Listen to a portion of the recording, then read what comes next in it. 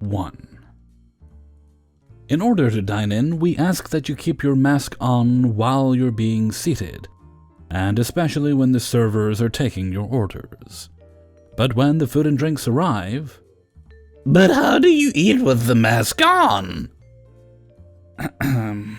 As I was saying, when the food and drink arrive, you obviously remove the mask while you eat and drink. Otherwise, we would like you to have it on if you have to speak to our servers, get up to use the restroom, or when you leave the establishment.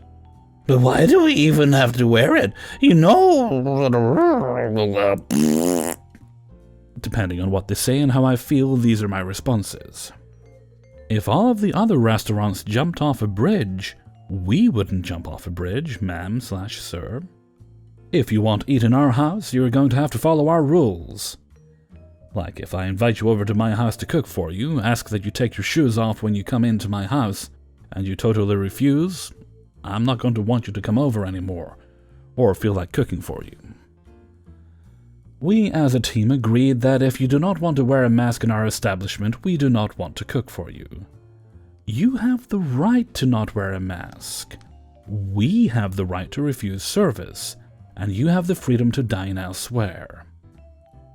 Or if they try to argue with me, ma'am, you understand that we cook your food, right?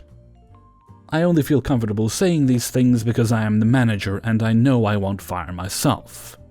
But if you do not work for a company that will protect their employees, I suggest you leave. Why would you work for someone who doesn't care about your safety?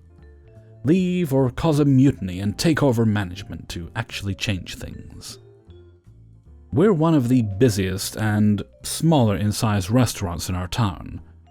If you come in our establishment with no empathy, acting like we are so fucking stupid for making you wear a mask, I have every right to think you have not been quarantining, have been going everywhere without a mask, not practicing social distancing, nor better hygiene practices such as washing your hands for more than 20 seconds, etc. Then we will refuse service, especially if you're going to be a dick. I am the manager, and I purposely did hostessing and guarding the door the first couple of weeks to see how bad the customers were. If there are too many of them, we will close dine-in and only do takeout. I'd rather lose customers than lose good employees who make them food. Without them, we don't even have a restaurant. 2. You know the type. I compare them to the uncle that thinks his blatant insults are jokes, and squeezes your shoulder saying, "Ah, come on." I've always been a quick one, meaning I don't take their shit and I give it right back, but boy oh boy, my last table of the night, ladies and gentlemen, drove me to posting in here. Buckle up. 2 men were the first tables sat in my section in the past 2 hours. I was picking up tables on the patio, old men. One in a cast with crutches and a blind walking stick. The other was more abled. I greet them through my mask and ask for the drink orders. They remark on how hard it is to hear through them. They would have had trouble hearing me regardless, I promise you that. I return with their lemonade and water ready to order. Average old man orders burger A, medium well with fries. The blind man orders a burger and tells me to put whatever on it. I tell him what I'm going to put on it and ask what kind of cheese he would like. He then tells me what he would actually like on his burger, and would like to add mushrooms as well. Okay. They talk about their business and all the rules they have to follow since reopening, and how this and how that and the third. How we must be missing one thing, there's just too many rules. I just want to ring their food in. Finally, I make my getaway. Ring in the food. We don't have mushrooms, which are on a limited menu due to the pandemic, and also no mushrooms. I return to inform the blind man. I'm sorry, sir, we don't actually have any mushrooms right now. I can offer you something else to add to your burger. Guacamole, bacon, avocado. You know this place really sucks. You've just ruined my whole week. Oh, come on. I couldn't have ruined the whole week. I come to eat out on a Saturday and my whole week is ruined. In between this, I was apologizing, saying I'm so sorry. He said I don't seem sorry, and I say there's nothing I can do. You could take half the price of the burger off. I'm sorry, I can't do that. You suck. So I walk away, clenching and unclenching my gloved hands, and return with their burgers. I ask if there's anything else I can get for them. Blind man wants horseradish. We have a similar sauce. I can go check. Nope, I tell them no dice on the horseradish. He tells me that I'm 0 for 2, and I ask how the food is. He says, I've had better. My mistake was asking if it's because of the mushrooms. Y'all, he told me I could go to the store down the street and get mushrooms. I told him he could have brought his own mushrooms. He told me I could go, I just didn't want to. I explained that we have a contract with our suppliers and we can't do that. He told me I can, I just don't want to. Okay, sir, is that really a conversation I just had? I asked the average old man how his burger is. He was also dissatisfied. I told him I was surprised he ordered that once again, since he didn't like it yesterday. Oh yeah, forgot to mention, they were in yesterday and this guy got the same burger and complained about it then too. He asked who told him that. I was so chipper explaining how I was talking to his server from yesterday. He then clearly didn't hear me though. I was using my outdoor voice. I didn't say anything about the service. I walk away. Next visit, average old man tells me to let whoever cooked his food know he is a lousy chef. Ha! Okay, I'll let him know. I'm serious. Would you like it remade? He finished it all but one bite. Oh no, I'm not like that. I placed my hands on the table, and in my most pleasant customer service voice, in order not to lose it, okay, well, I'll let the chef know you hated it. As I walk away, he says, I'm serious. So am I. I had been keeping my manager informed. I even had the busboy listen in, and he was gobsmacked, y'all. I told my manager I'm not going back over there. I'm not dealing with this abuse. I don't get paid enough for this, no way. If I go back over there, I'm going to fight 2 old men. The chef, sweetest man ever. I didn't even want to tell him what the guy said. My co-workers calmed me down, and I said I'll go back, but I'm going to say what I'm going to say. My manager said she had my back, but don't say anything that will get you fired. I took a deep breath, which I should mention is very hard with a mask on. I went back and asked the average old man if he wanted a refill on his lemonade. He thinks for a moment. Yeah, I can use it to wash down this burnt hunk of meat. I mean, seriously, just look. He starts fingering the scraps on his plate. I say nothing and walk away. I return with the lemonade and check, and I say, if there is any other way I can disappoint you two tonight, please let me know. And I start to walk away. Average old man says, I never said anything about the service, did I? Not in so many words, sir. And I walked away and didn't go back. I went out to the parking lot and just sat there. I couldn't even cry. My coworker finished the table off for me, and the old man took both credit card slips, so I got a big old goose egg after all that. Luckily, a coworker gave them a talking to about their behavior, but I'm fairly certain my manager didn't check on them once. If you made it this far, thank you for listening. I really had to get that out. I don't know if it's me, or if the clientele is different. They just don't know how to act in public anymore. Well, better get to bed so I can open the bar tomorrow. 3. I should note first, I live in the Netherlands, so I'm not familiar with the shitstorm going down at restaurants on the other side of the pond. But I feel for my fellow food service colleagues. Stay safe and please remember, your health is not worth sacrificing for your job. Yet I still want to share my positive story. I've been a server for a little over a year after 2 years of being a dishwasher, and since our reopening, I'm also on hosting duty regularly. We were closed down as mandated by the government on March 15th. For 2.5 months, we spent a lot of time sprucing the place up with a new lick of paint and doing other odd jobs. In the meantime, lower management and upper management spent weeks in meetings on how to tackle our reopening. The guidelines of the government were clear. Make sure guests and staff keep a 6 feet distance. so chairs and tables need to be spaced apart accordingly. Guests can't dine in if they're having cold, flu, COVID-19 symptoms. Guests can't dine in if they're living together with someone who's currently sick with COVID-19 or had contact with anyone having COVID-19 within the last 2 weeks. No more than 30 guests inside at any given moment. This will likely be upscaled to 100 come July. Any number of people are allowed to sit outside as long as social distancing is possible. Making a reservation is necessary at all times if people want to sit inside, but making a reservation at the door counts.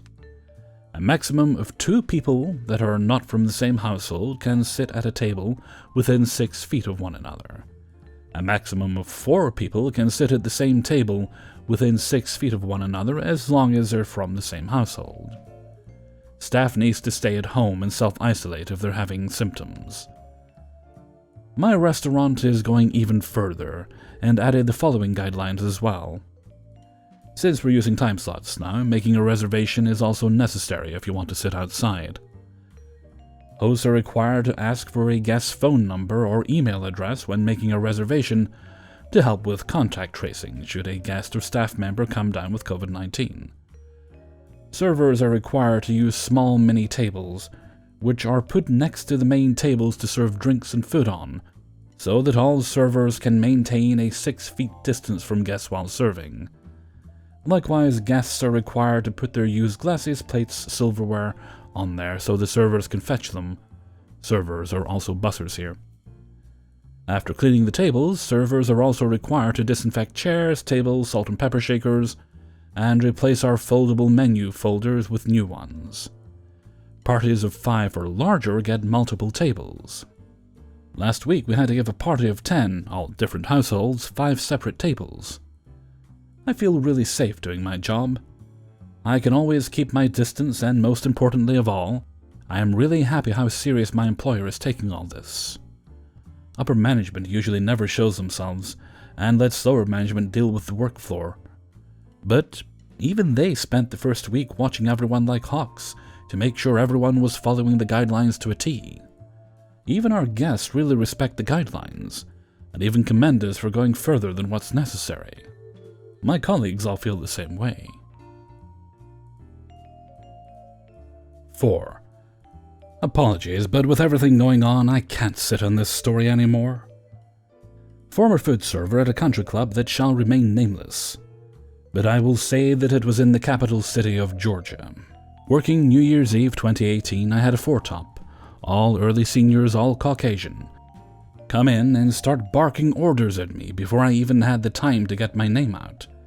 They said they would drink for a while before ordering, so I told them I'd be around every so often to check on them. Each time I came around, though, the husband of the group's lead couple was always upset I was at their table again, as if I was interrupting something. Okay, fine, whatever. Some people like to be left alone when they come into a restaurant, so I brushed it off and kept on moving. 3 hours after the group came in, they finally ordered food. This was also about 20 minutes before we closed. I typically don't have a problem with this because I'm one of those servers who thinks the customer should feel at home when they dine with me, from the moment they walk in to the moment they walk out, so I put their order in. Their food comes, they eat, and I assume they'll be leaving soon, because we're closed at that point. Our dining room closed at 10 p.m. on New Year's Eve, so the workers could all go celebrate with our family and friends.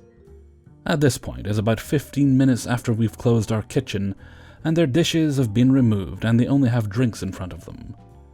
The wife of the lead couple calls me over for what I hope is the check, so I bring the iPad with me so someone can sign. She waves it away and asks if they could order more drinks, which she is allowed to do because our bar is open till 10:30 p.m. I force myself to smile, bring them their drinks, and very patiently, but also very visibly, wait off to the side ready for them to get up and go. I should mention that every other table in the room has been cleared and reset for the next day of operations, and I am the only server left on the floor. It's 45 after we've closed the dining room and 15 after we've stopped bar service, and I'm visibly standing off to the side so my table can see me if they need anything else. but I am also looking in their direction so that they can use me as a reference for the fact that I am ready to go. But cannot because they're still here. This is when the wife of the lead couple looks around the room, and then to me, black male server, before turning back to the table and saying to them, but also loudly enough for me to hear, "I guess we should go. We're the only ones here. It's just us and the help." Literally, the whole table erupts in laughter as they get up from the table to leave. Holy Davenport, I was pissed! Best part of it all was the lack of support I received from the management after the fact, when I brought it to their attention on my next shift. I approached my boss and told him what happened, and his response to me was, and I'm paraphrasing, "Oscar, so don't at me. They're old and traditional, that kind of stuff happens a lot with these members, so try not to read too much into it." Excuse me, what? I'm sorry? But that's not an old traditional comment. That's a comment that has been colored by complacency and historical racism and modern cultural insensitivity. And the fact that my manager has adopted this complacency makes me very glad I am no longer employed at this establishment. I feel better. I just had to get that off my chest. I have a few more stories of racism, elitism, and homophobia at the same place, but I don't know if I'll ever share them, so thanks for listening to this one. Keep yourself safe, take care of your mental health. Black lives always matter, and God bless you. 5. I work in a touristy pub and restaurant right next to a harbor. It's a lovely place, but unfortunately it attracts a lot of Karens and Richards. Male Karen/Dick, who expect silver service, even though we are actually just a pub chain. I have a lot of stories of ridiculous complaints and people getting angry over the most ridiculous things. A guy complained to my manager because his table was in the shade from the sun going behind the building, and when she suggested they move over to the empty table in the sun, he said, "That's not what I wanted. I want this table, but no shade." But there is always one that sticks in my head, as it's the only time I've lost my cool. It was Boxing Day, and I was on the early shift. I'd already worked Christmas Eve and Christmas Day, and this was my last shift before a couple of days off, so I could celebrate with my family. We open at 9 a.m. usually, but due to the holiday period, we opened at 12 p.m. This was stated on our website, socials, and on the door. I came in at 11:30 to set up, and this old dude, Richard, knocks on the door. So I open it and say that unfortunately we aren't open for another half an hour, and he tells me they've been waiting outside in the cold for an hour, and we normally open at 9 a.m. So I apologized and explained due to it being Christmas, our hours have changed slightly, but we'll be going back to normal from tomorrow. He tells me it's ridiculous and not fair that his family have had to wait outside. So I said that they're welcome to come inside, but I wouldn't be able to serve them as I hadn't set up yet and the tills weren't in. He agreed and came in. 10 minutes later he came to the bar as I was setting up the coffee machine and said, "3 lattes and 2 hot chocolates, bring the menus over to us as well," and walked off. No pleases, or thank yous. I carried on setting up and then waited for the coffee machine to turn on. It's a little old, so it takes a while. He storms up about 10 minutes later and said, "I was wondering where my drinks were, but I see you just couldn't be bothered to make them." I explained that I was waiting for the coffee machine to turn on, and I'll bring them over once they were ready. I handed him some menus, and he tutted and walked off. I made the drinks and took them to the table. We are not a table service pub usually. We sometimes do it if it's quiet and enough staff members, but we try to avoid. In the mornings, we have one opener, so it's difficult to run table service, whilst having to make drinks and take more orders, etc. We also don't run tabs without a card, which needs to be done at the till, as we've had issues with people not paying. He tried to place a food order with me while I took the drinks, and I explained that I couldn't do that at the table, and he'd have to come up to the tills so I could take payment and put the order through. He told me this is ridiculous, and they will eat somewhere else. So getting a little annoyed, I said, "I apologize, sir. but that is our policy, and there are other customers waiting to be served. I went back to the bar, and there was a regular couple waiting. They wished me a Merry Christmas, and we chatted as I made their drinks. Richard comes to the bar and interrupts our conversation with, "Free fish and chips and another latte? The one you made tasted awful," and turned to walk away, so I said, "Sorry, sir, I'm just with this customer at the moment, so if you can wait a second, I'll put your order through and take your payment." He huffed and waited.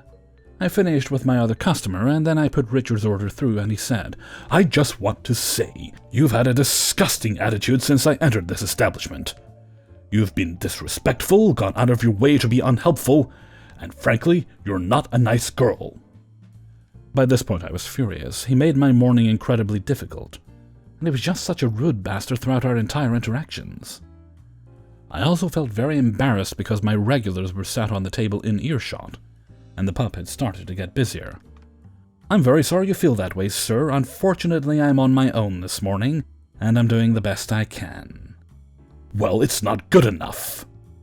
I would like you to know that I am friends with the owner of the company, and I will be telling him about how disrespected you have made me feel. Give me your name." I refused to, and he asked for my manager. I went and got my manager and quickly explained the situation. My manager let the customer explain his side, and the customer said that he will not be paying for the meals. My manager asked if he would like him to cancel the order, and Richard said, "That's not what I said. I said I will not be paying, as the service from this girl has been utterly disgraceful." My manager explained that if he's not willing to pay, and is that disgusted by my service, that he should perhaps go elsewhere for lunch. I've worked in the pub for around 2 years, so my management team are very aware that I'm not an arsehole like this man was saying. So completely had my back, which I'm grateful for. He gathered his family and left, whilst muttering how he'll never return, and just wait for the head office to be in touch. Merry Christmas. 6. A quick intro before my story. I work in a steak restaurant in a hotel in the UK. I will leave out names and identifying features for obvious reasons. It's worth noting that the town in which I work is not particularly upmarket, and the hotel is one of the newer additions to the town, with a very modern and sophisticated atmosphere, and is viewed by some as being very posh. I work as a restaurant supervisor, which serves several menus, some for hotel guests and some specifically for the public restaurant. The restaurant is not always open to the public, but as the hotel is a 24-hour hotel, we do sometimes get people wander in and ask if they can have food. This isn't an issue, as we can always offer one of our other menus instead. On this particular day, 2 lovely gentlemen came in about an hour before we opened service in the restaurant, asking for a table. I put on my sweetest customer smile and apologized that the restaurant was closed for a little while longer, but would be open shortly. Before I could offer them something from our other menu, they huffed and walked out. At almost dead on opening time, they returned and demanded a table for 2, with the menu that's got all the steaks on it. I smiled and brought them into a table that notably only seats 2, and can only fit 2 seats. No room to squeeze anyone on the end. After seating them, and before I can give them the usual greetings, they shoo me away with an order of 2 draft lagers. I return after a while with their drinks, and they are ready for me to take their order. They both ordered the same thing, a starter of potted duck. For those who don't know, this is a pot filled with, you guessed it, duck meat, covered in duck fat. And a main course chicken salad. I place their order and return to the host desk to wait on other guests. It was normally quiet at this time, so we usually only have a bartender and 1 waiter working, until it picks up later in the evening. Almost as soon as I get on the desk, a 3rd man arrives. He asks to join his friends, and it doesn't take me long to work out who he's talking about. This is a business hotel. Most of our guests are from out of town and dress like they belong in a boardroom meeting with CEOs and COOs. These 3 men looked and acted like their wardrobes only contained camouflage t-shirts, grey joggers, and gold chain necklaces. Right as he looked over and gestured to his friends, the service bell rang. So I asked the gentleman if he would like a drink at the bar while I sort out a larger table for him and his friends to all sit together at. I went back over to the two men from earlier, delivered their starters, and before I could ask about their buddy, one of the men looks at his potted duck, looks up at me with a look not far off what I assume the Neanderthals who discovered fire had on their faces, and said, "Where's Duck?" I tried my best to explain to the man, without being patronizing, that the duck was underneath the fat, and that was why he also had toast to spread it on. I then informed them that there was a friend waiting for them and would like to join them. They did so after they finished their starters. I sorted their table and brought their friend over. As I seated their friend, he grabs me firmly by the shoulder, looks around in almost awe, and says in the most bewildered voice, "Cool, this place is posh. It don't even have a fruity." A gambling machine, basically a slot machine for our American friends. The three men stayed for another hour or so, mostly without anything further of notice, besides the odd comment about how they had never seen a waiter polish a wine glass before or something similar. Now I am completely understanding if you have never been to some nicer places, but for someone to define how posh a place was by its capacity, or lack thereof, for you to gamble away your change on a machine in the corner of the room was a new one for me. I've heard loads of stories like this too, but this is just one that I remember fondly because of the chuckle it gave me. 7. My restaurant is doing counter service at the moment. We did table service before COVID, so we explain it at the door, and there are signs on every table notifying people of the change also to prevent confusion. I had two older ladies come in with a reservation, but since they were waiting on a party member and their table was already reserved, I allowed them to take a seat and wait for the others after notifying them that they would have to come up to the counter and order. They came back and asked for a menu, so I gave them a disposable paper one, and once again reminded them it was counter service. At this point they've been informed twice, and there's a sign on their table, so I wasn't worried. Their friend arrives and starts looking at the menu with them. Okay, cool. They'll be ordering soon. About 10 minutes pass and we're busy, so I wasn't thinking about how long they were taking. A few more minutes go by, and around 20 minutes after their last member arrived, I heard it. A Karen on the hunt. "Excuse me, we have been waiting 20 minutes to be served, and not one waitress has stopped by our table and taken our order. What kind of bullshit operation are you running here?" The customer service smile took so much willpower in that moment. "I'm terribly sorry, ma'am, but as I informed you earlier, we aren't doing table service at the moment. If you would like to step around to the counter, I'd be happy to take your order." No, we're not doing that. Send someone to our table." She didn't even give me time to answer, just walked off. I didn't have the energy to fight her or my boss, so I just took the card machine with me like we do when we make special exceptions for people who can't stand for long periods of time while ordering. I took their order and started typing in their amount owed when the same lady lost it on me. I can't even accurately write what she said, because it was just a barrage of, "Who do you think you are? I pay after a meal here. Are you stupid? You shouldn't be allowed to work here." I was just blown away because my fuse was running short, so when she ended it with, "If I'd known I had to order up there, maybe I would have had a better experience," I couldn't believe it. "Ma'am, not only did I tell you twice, but it's written on a sign on your table." "Oh, like I listened to you. I just wanted my table." Well, that seems to be your problem then. It's not my responsibility that you didn't listen to what I had to say. I could have made you go back to the counter, but I'm risking getting in trouble to accommodate you, and I don't feel like how you're speaking to me right now is very fair or warranted."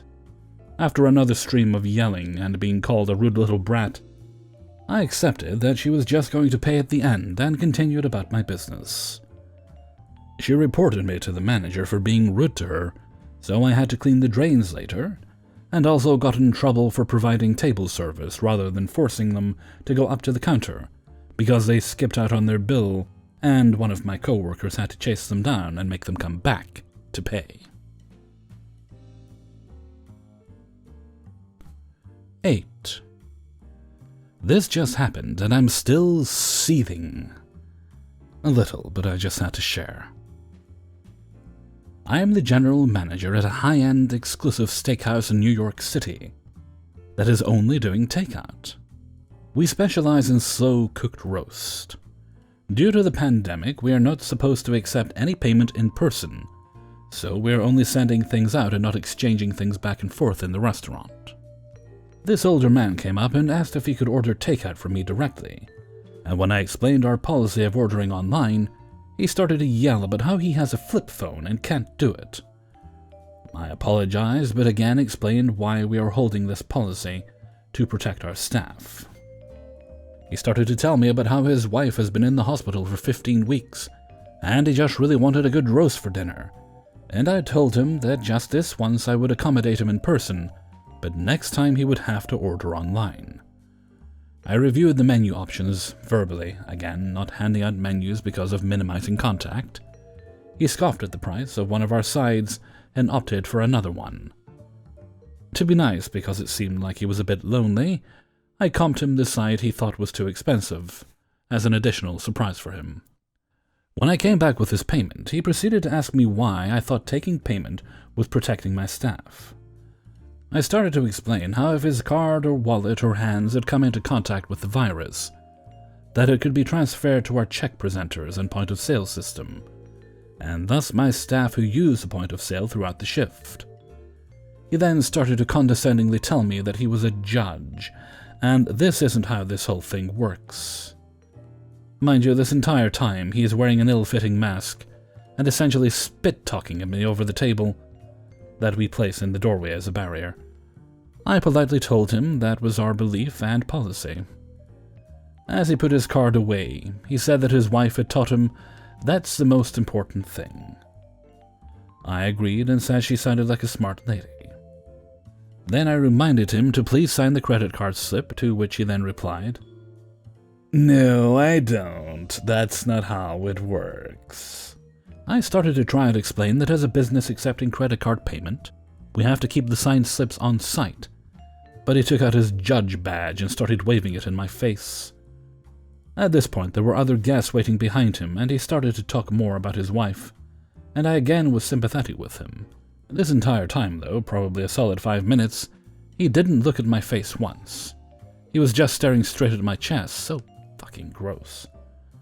His food came out, and I handed it to him, mentioning that I had comped him an order on that side he was asking about. His response, "Oh, okay." "No thank you, no that's nice, no nothing." Then he sarcastically told me to stay healthy, and walked away. Looked him up after I dealt with the other guests, and found out that he was a judge that engages inappropriate behavior that has earned him a not approved rating. Such an ass.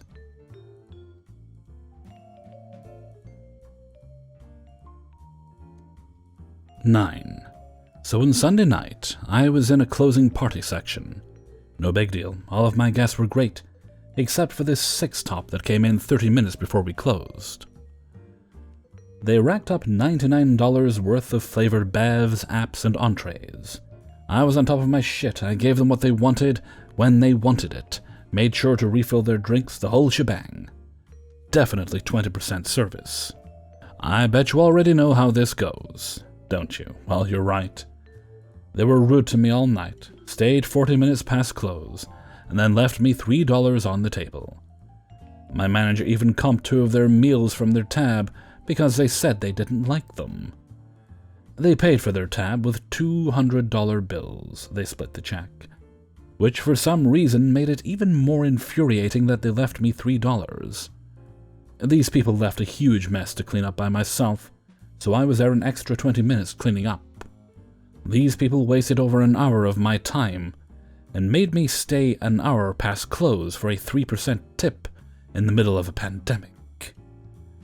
I bet you've already guessed it. Yes, they weren't wearing masks. I was yelling and angry, crying to my boyfriend on the way home because those assholes made me so upset. I've kept my cool with customers up until now. For some reason, this table just broke me. However, things were looking up. This was Sunday night. My county in Texas had issued a mandatory mask order that started Monday. When I came back to work on Wednesday, things were going to be better, right? The guests were actually going to have to wear masks when walking around the restaurant, right? Servers were going to be a little bit less exposed, right? Wrong. Today, in a commissioner's meeting or something, the official wording was changed from "masks shall be worn in all businesses" to "masks are strongly encouraged to be worn in all businesses." Are you fucking kidding me? I work at a steakhouse chain, and 1 in 5 customers come in wearing a MAGA hat. A majority of our customers think the virus is a hoax. If the masks aren't mandatory, then our guests aren't going to wear them. It's obvious that the restaurant prioritizes profit over our health, because the guests have not had to wear masks since we've been back open. So I can throw away any hope I had that our restaurant is still going to make guests wear masks, even though the order isn't mandatory. And as most of you already know, if I don't work, I don't get unemployment. I have to work to live. But I'm unnecessarily exposing myself to COVID when I work because masks take away my freedom. I'm just so tired, and really beginning to resonate with that scathing post I read recently that totally bashed customers. Thanks for listening. 10. So I want to start out by saying that I truly hope I don't speak for everyone. I hope that some people can still truly enjoy their job as a restaurant worker. But I feel like I do speak for a majority when I say it feels like there's no light at the end of this tunnel in the near future of a recovery and normalcy. I loved my job as a server, and had been there for 8 years. Sure, it had its ups and downs, but that's any job. And my co-workers were like a family. It was usually easy money with maybe one shitty customer a night. Now it seems like a combination of entitlement and desperation for normalcy has made nearly every other customer unbearably rude for things obviously out of our control. Society is collapsing more every day, but how dare we run out of Pepsi due to a shipment delay during a pandemic? This, combined with running around and talking in a mask that doesn't even protect me, made me feel completely mentally, physically, and emotionally exhausted every single shift. This whole thing also made me see the fragility of the industry. The day serving was banned in our state, I was in the middle of a shift, watching the news because we hadn't had a table in hours. We knew it was inevitable, but didn't think it would happen so quickly. I was fortunate enough to be able to get signed up for unemployment before it was virtually impossible. But I know a lot of people weren't this lucky, and the idea of having to depend on our sketchy-ass government is terrifying in itself. But for the first time in my life, I had free time and extra money to help break the paycheck-to-paycheck lifestyle rut. And I realized that we acquire a lot of useful skills as servers. Emphasizing on my customer service and multitasking skills, I dusted off my resume and just started emailing it to every dealership in town, hoping to get an administrative job with less customer contact. Most places weren't actively hiring, or were getting ready to start hiring. And due to a lot of people not wanting to go back to work yet, I got 3 different calls in the first week.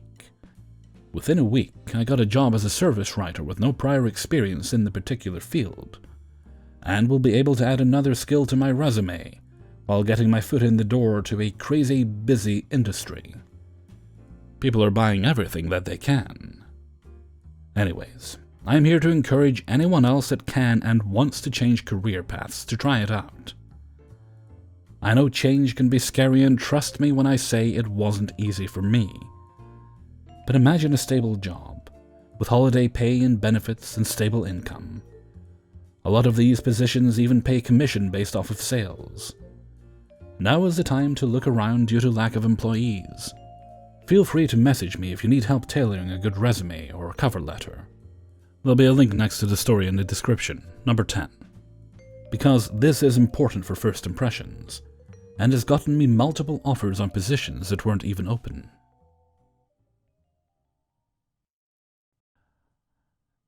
Hey everybody, Hellfreezer here, and thank you very much for listening to Spinning Plates number 104. And thank you very much to everybody who allowed me to use their stories in this video. And that marks, hang on, let me just check. No shoutouts for this video, okay. And, remember, if you do want to speak to the author of the final story there, if you want their advice, if you are a server and you're looking to get out of the business, if you want to make that leap, they have offered help, so feel free to contact them. And that makes 2 full years, and I don't believe I've missed one, of doing Spinning Plates. I'm still trying to come up with a logo for Spinning Plates. I've got, I could actually start putting them on the video thumbnails. But so far I've got Revenge's Ice Cream. There's a t-shirt with Revenge's Ice Cream on it, and I was trying to come up with one for Spinning Plates. And I have the idea down. I've done a preliminary sketch. I might try and get that done at this weekend. It's always on my mind to tweak it and work on with it a bit. It really doesn't seem like 2 years of doing these stories. It really doesn't. Of course, the channel's been going for quite a bit longer than that. Let's see, 4.5 years. It'll be 5 years come November. Okay, and with that, I'm going to head off for now. So until next time, thank you very much for listening, and take very good care of yourselves.